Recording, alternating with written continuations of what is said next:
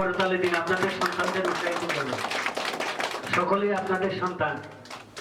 আমি জানি রাশিয়াতে তদন্ত বাড়িতে ধরুন সিট নেই,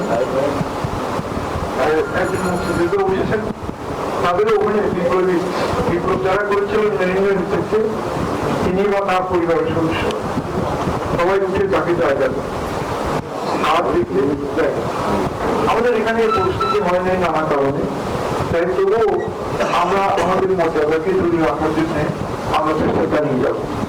জাতির জনকের কোন শেখ হাসিনা তিনি চেষ্টা করছেন, কারণ আমার সব এই কারণে পারেন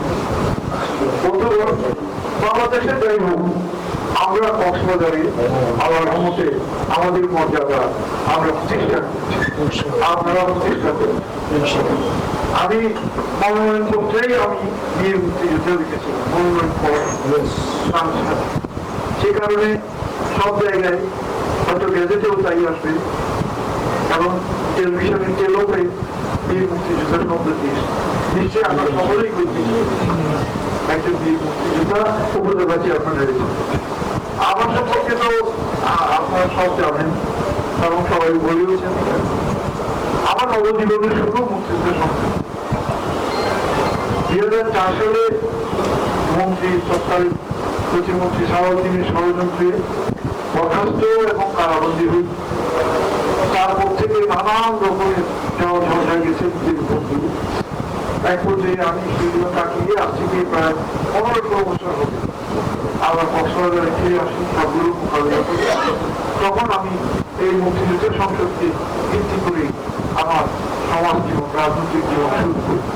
রাজনীতিতে নানা রকমের উপদলীয় উপদল থাকে আপনারা জানেন, সেখানেও আমি প্রায় বঞ্চিত হয়েছি, তবুও রাজনীতিতে আছি।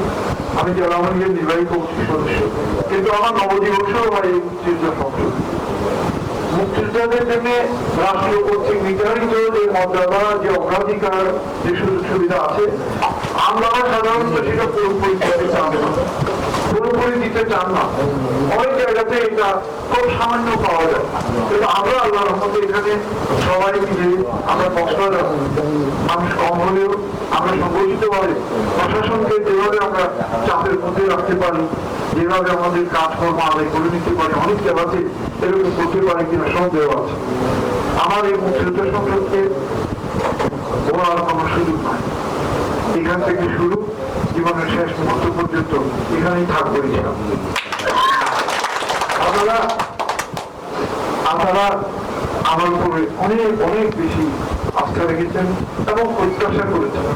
এটা খুবই ন্যায়সঙ্গত, এটা আপনাদের ন্যায্য কাজ। আমি কিন্তু অনেক কিছু ভেবে রেখেছি, যদিও যেমন ধরুন আমার নিজের উপজেলায় এবং আলোচনা করে অন্যান্য উপজেলা থেকে আলাদা করে সরকারের বাদেও মুক্তিযোদ্ধাদের জন্য একটা সম্মানী বা চিকিৎসা ভাতা এরকম একটা কিছু রেগুলার একটা কিছু দেওয়ার চেষ্টা করি। আরো অনেক কিছু করার আছে। আমি ইতিমধ্যে কিছু পরিকল্পনাও করেছি। উপজেলা পরিষদ থেকে অনেক কিছু করার আছে।